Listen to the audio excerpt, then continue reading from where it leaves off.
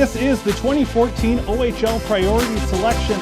Hockey's my life, even off the ice. I love watching hockey and I love being around hockey, even if it's playing or not. He's learned, in the last couple of years, some of his peers at school, they've gone to different directions because he is so focused on hockey. To have your child that sick, it was just horrible. Organized hockey I've been playing since I was 6 years old, and I've been skating since I was 4. Common studies are not famous, so if he can put something on the wall for us, it's great. I know it's a long process, but just getting drafted in itself would be amazing. With the first overall pick in the 2014 Ontario Hockey League Priority Selection, the Sarnia Sting Hockey Club is extremely pleased to select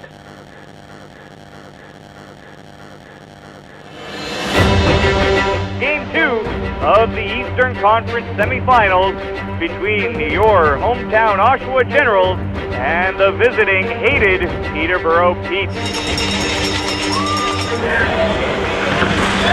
The Ontario Hockey League is the last stop for many of Canada's best young hockey players before they enter the National Hockey League. This game features 2 future first-round NHL draft picks. Generals winger Michael Dalcole and Pete's forward Nick Ritchie. Both, like many NHL stars, are products of the Greater Toronto Area hockey system.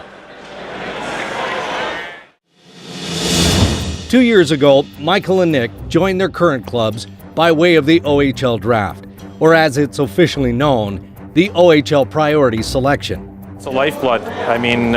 You live and die by your drafts. Each spring, the 20 OHL general managers take turns selecting the rights to 300 of North America's top 15 and 16-year-old players. The teams that ultimately win are the teams that build their team through the draft. Obviously you have to complement it with trades, but the core of successful teams over the years, any team, if you check it, probably be about 75% drafted. For kids wanting to play in the NHL, this draft is equally important. Getting selected means a chance to play at the next level, face top-notch competition, and be seen by NHL scouts and general managers. For elite-level players who aren't chosen, it can be devastating. It's not necessarily the end of a hockey career, but a sign that the experts believe a player is lacking something, and his dream of playing in the big leagues may be over.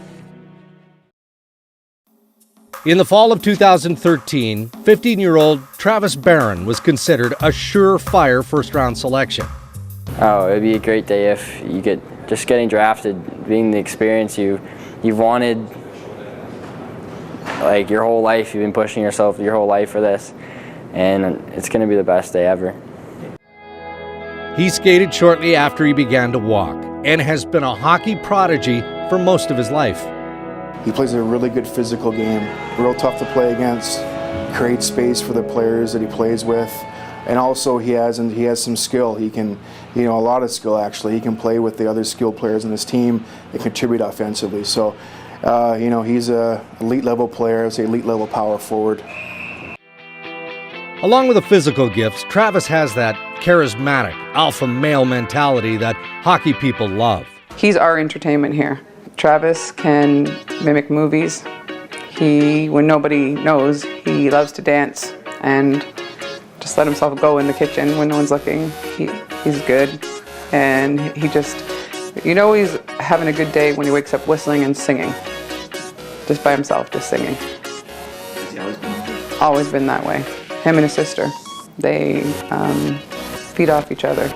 Travis is especially close to his sister Taylor. She's planning to attend university in Ottawa next year, which is one reason Travis is hoping to be picked by the Ottawa 67s. The Barron family not only gave Travis unconditional support, but also some pretty good DNA. Travis's father, Brian, played junior A hockey in the 80s. His cousin, Cole Castles, currently a key member of the Oshawa Generals, was taken by the Vancouver Canucks in the 3rd round of last year's NHL draft.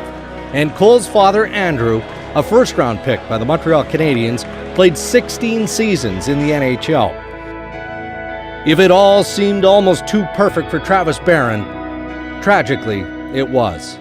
to watch him that sick and for the doctors to say, you know, we don't know if he'll turn this corner, it was the worst day of my life. In the summer of 2013, 15-year-old Daniel Tomasetti was also hoping to be taken in the 2014 OHL Priority Selection. It would be a tremendous honor, you know. Like, I've been, even since last year, like seeing other guys get drafted older than me, it was amazing to see like the reactions and how they've excelled from getting drafted to playing in the OHL now. And I know it's a long process, but just getting drafted in itself would be amazing. You know, it'd be a great feeling. He'd been the defensive anchor for the North York Rangers and was looking forward to returning to the team when he received an unusual message. I think he got a text from Cliff Poo asking him, or a Facebook, something like that. He told me, he says, Dad, Cliff Poo wants you to call his dad. Cliff Poo was a star on one of the best and most storied minor midget teams in the country, the Toronto Marlies. I may have messaged him on Facebook a couple times, you know, just asking him where he was going. And I know our coach is really interested in him, so just sent him a couple of messages. Along with Poo, at least 3 other Marlies were considered potential first-round selections in the OHL draft. Even the coach is a star. NHL Hall of Famer Paul Coffey was the man behind the bench. And I said, I'm not calling Cliff Poo's dad, and you're not going anywhere. I said, you're with the Rangers, and that's where you've committed, and just let it go. It's a big year next year. You want to be comfortable, let it go. No, Dad, he said, I want to go. I want to try it out. I think that's what I want. Through the years, many Marlies have made it to the NHL, including New York Islanders center John Tavares, New York Rangers forward Rick Nash, and Ottawa Senators captain Jason Spezza. I said, Daniel, I said, listen, you know what? I said, think about it for a few days. And then at that point, I got a call from Cliff Poo. He was asking me to call Paul Coffey, and I said, all right. I said, if that's what you want, I said, I'll call him, and you know, the rest is history. We had a good conversation. I liked what I had to hear from him, and it was pretty much an easy decision because of the exposure he was going to obviously get there. Playing for the Marlies ensured Daniel would be seen by plenty of Junior A scouts, but it was still a big decision, one that he would begin questioning almost as soon as he made it. The Toronto Junior Canadians are another of the elite teams in the Greater Toronto area. They had Travis Barron, of course, and defenseman Jacob Chychrun, considered the top prospect in this age group.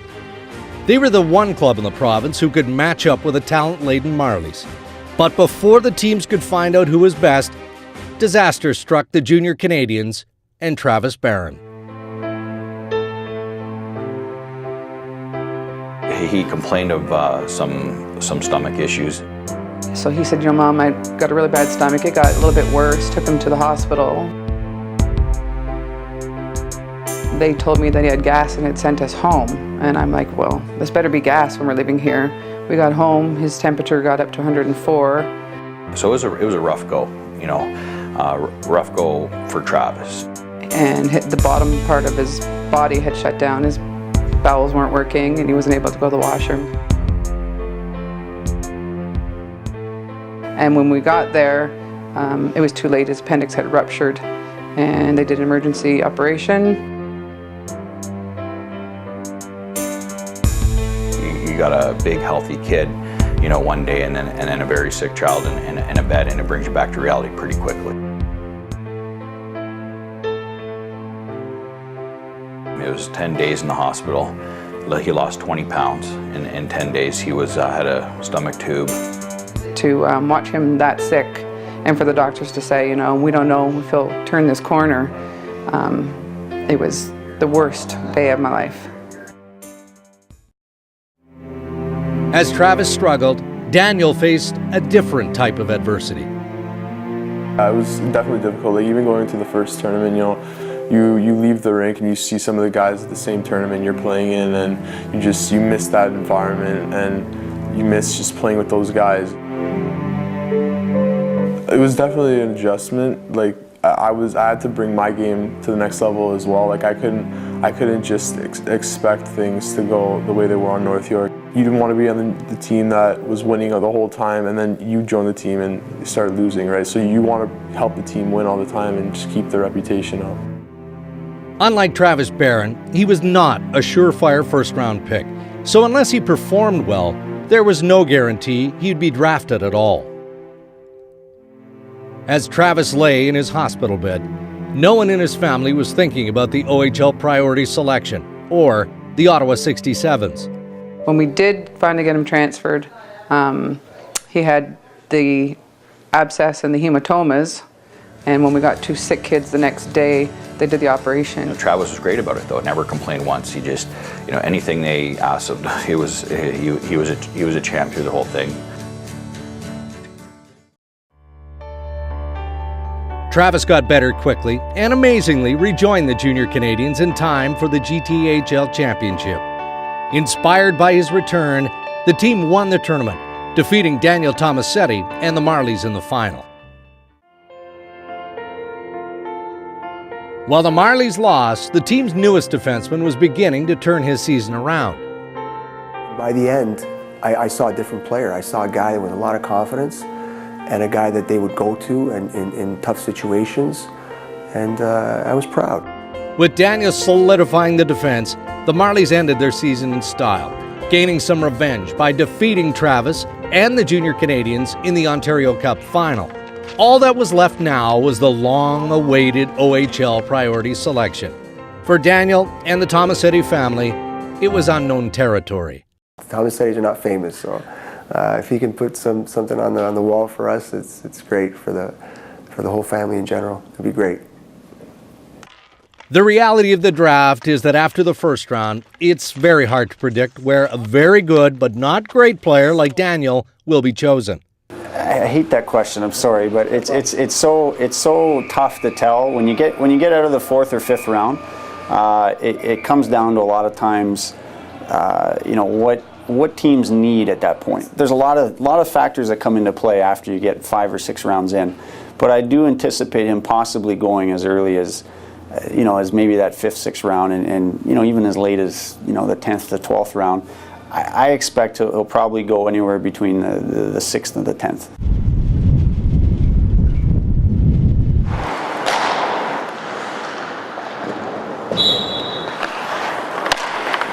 It's 4 days before the draft. Travis is practicing with the Aurora Tigers, a highly ranked provincial junior team. That puck's coming to you, it's coming to you hard. If you're standing straight up, you're not hard on your stick. Be low, be athletic, let's go. It's an opportunity for him to stay in shape and get used to playing against older players. You've got to be here. You've got to get position on that D. Okay. Position on that D. You got it here. Now there's a muscle move here. Travis's father, Brian, is here, and so is his agent, Ryan Barnes, who has news for Brian and wife, Kim. Hey, Kim. Hey. How you doing? I'm good. I'm just sitting here with Taylor and the dog and Taylor's friend. Okay, perfect. I just got I'm with Brian here at the rink, and I wanted to make sure I had you guys I wanted to tell you guys together. But okay. I got confirmation from the Ottawa 67s today that on Saturday that they're going to select Travis. So. Oh my God, that is so good. Are you excited? Yeah, I'm extremely happy and proud, and like I said, it's again, 3rd overall is quite an accomplishment. So. Oh my God, he's so, you know what, and Taylor's applied to both schools in Ottawa. Yeah, no, I know Bry's pretty happy here, so oh my God, thanks so much, Ryan. We were even driving there, and are you going to tell Trav when he gets off the ice? Yeah, I think so. I'm going to leave that with you and Brian, so. I appreciate all the work you guys have done. No problem. It's all Travis. He's number one. He's number one in our hearts and minds, but like I said, what an accomplishment, so. Thanks so much. I don't want to cry on the phone. I know I'm so excited for him. I'm going to tell Travis after he's on the ice right now. Oh my God, Brian, I know. We're going to go scream and jump up and down with the girls. Well, good luck to Taylor to get into Carleton or Ottawa U. So. I will.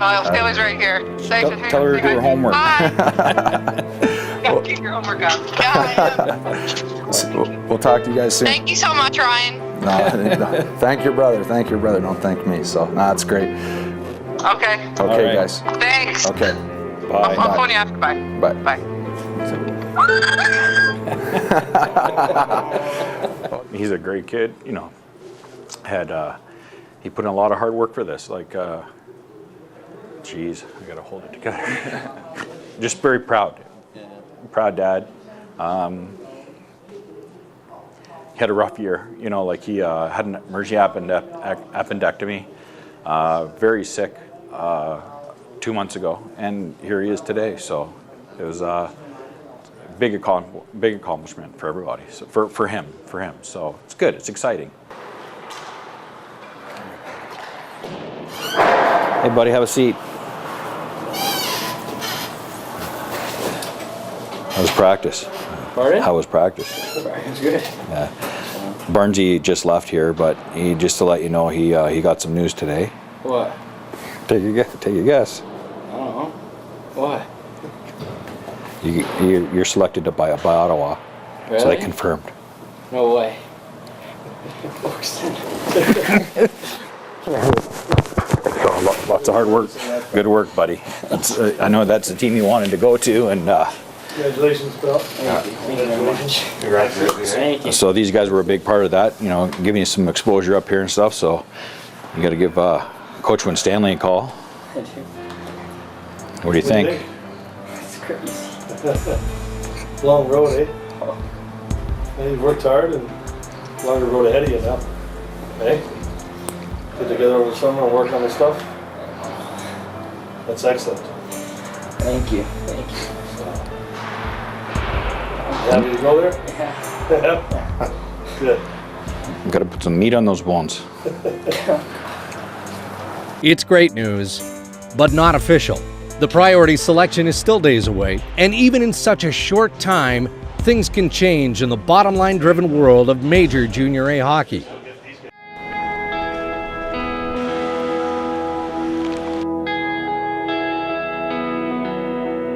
We are set to go for an exciting process here on behalf of the Ontario Hockey League. My name is Terry Doyle. Thanks for joining us here. It is the 2014 OHL Priority Selection. Our OHL Commissioner David Branch is alongside, and David, we've been doing this for so many years, and I think it's almost as this has progressed, so has the partnership between the Ontario Hockey League and the minor hockey community.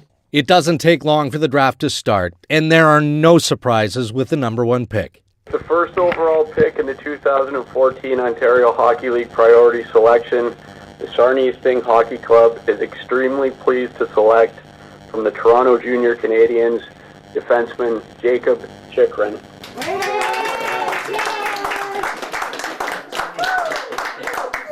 As expected, Travis's good friend and teammate Jacob Chychrun goes to the Sarnia Sting. He looks good, eh, Trav? It's crazy to see him that happy. I've never seen him that happy before. But. Kitchener picks second, and then it's Ottawa's turn. With the third selection in the 2014 OHL Priority Selection, the Ottawa 67s. The Ottawa 67s are extremely pleased to select as their first round selection Travis Barron, left wing from the Toronto Junior Canadiens.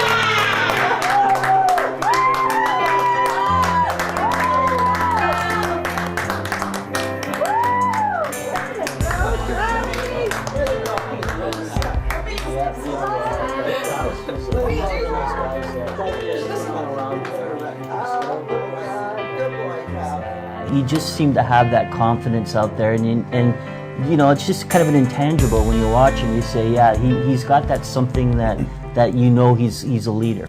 One of the first calls comes from the Ottawa 67's assistant general manager, Pat Higgins. Hello? Yes, it is. Hello, hi. Thank you very much. Oh yeah, I'm so excited. All right, thank you very much. All right, bye.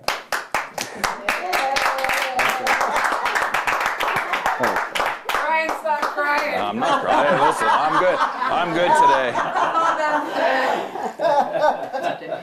Congratulations, Brian. It's all Trav. I know. What'd they say? What? What'd they say? Just congrats, and then like mini camps in May. Oh yeah, cool. That feels good. Meanwhile, in Woodbridge, Daniel Tomasetti's big family has gathered to watch the draft.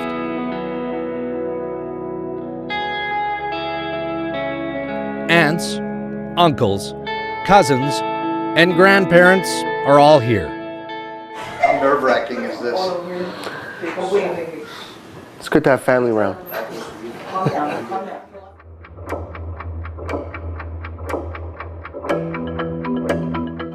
It's the end of the third round. So what does that mean? So then it's just going to be on the chart from now on. Why? It's only top 3 rounds. Oh, they don't show it anymore? So just put the thing on, the page. The OHL's webcast ends at the start of round 4. From now on, each pick simply shows up on the website. My belief is he's a top 100 guy. That's my belief. So that'd be by the 5th round, eh? Yeah, I think so. I think he should. I think it wouldn't surprise me.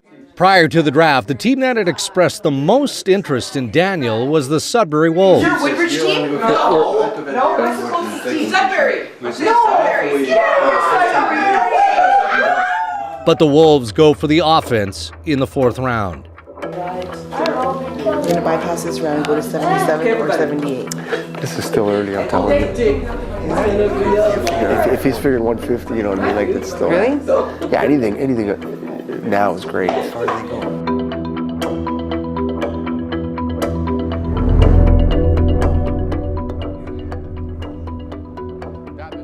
I think this is the round. I got a feeling.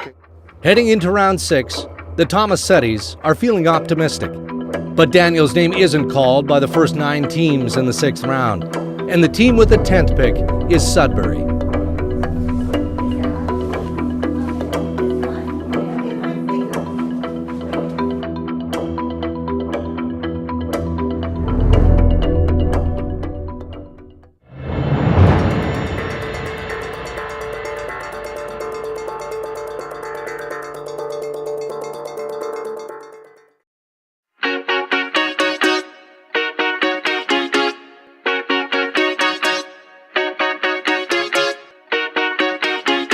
So St. Marie, if you would submit your next selection when you are ready and wait for the prompt.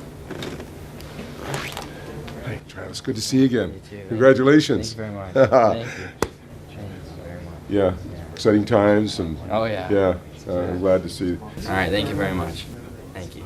That's Travis Barron, the pick there. Now we're going to hear from another former first overall pick, chosen in about the same spot, actually the exact same spot, 3rd overall, Darnell Nurse.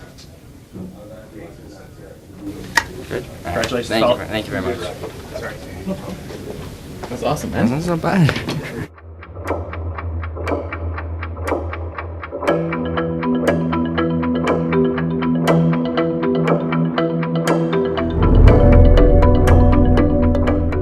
The draft is now into the 9th round. Hello?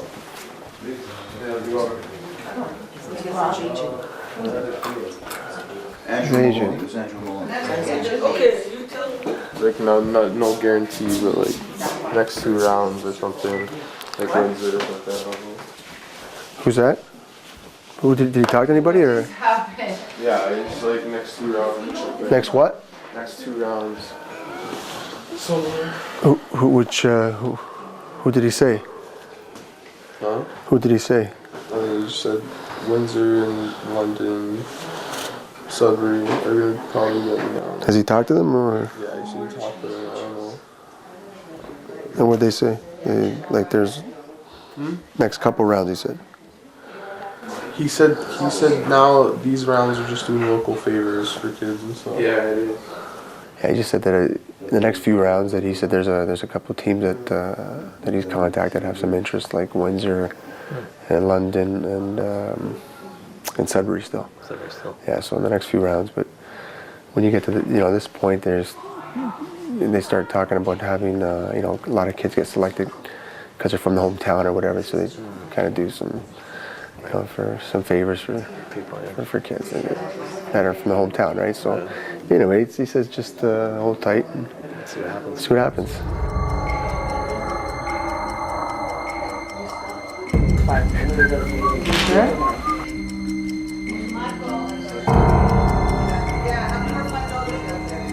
As the draft continues through the 12th and 13th rounds, Daniel takes refuge in the basement.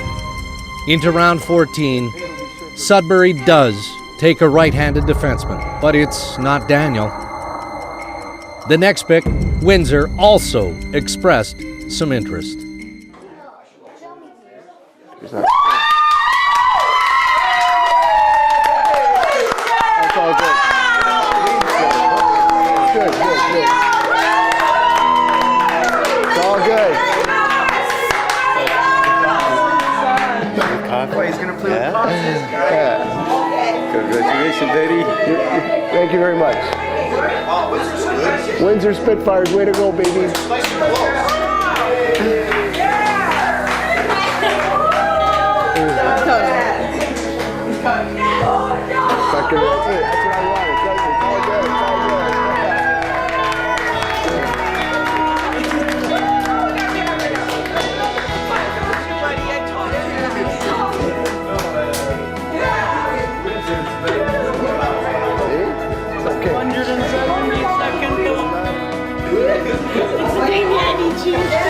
I told you you were the Who's calling me? So, yeah, I'm here. So some commotion here. I guess everybody's relieved. Are you surprised it took so long? Yeah. What were you thinking as you were waiting? I was disappointed, but I don't know, I'm glad it's over. So. And now that's done? Yeah. Must be a huge relief. Yeah, it is a big relief. So. After the 200th pick, I started doubting it. I didn't think he was going to go, and I was okay with it really. I felt bad for him. I wanted him to kind of understand it and try to get over it. But with all the attention here, I guess it was a little more added pressure than needed. But it's good for him. I hope he gets stronger from it. Daniel, always hard work. Oh, that's it. I'm so proud of you, buddy.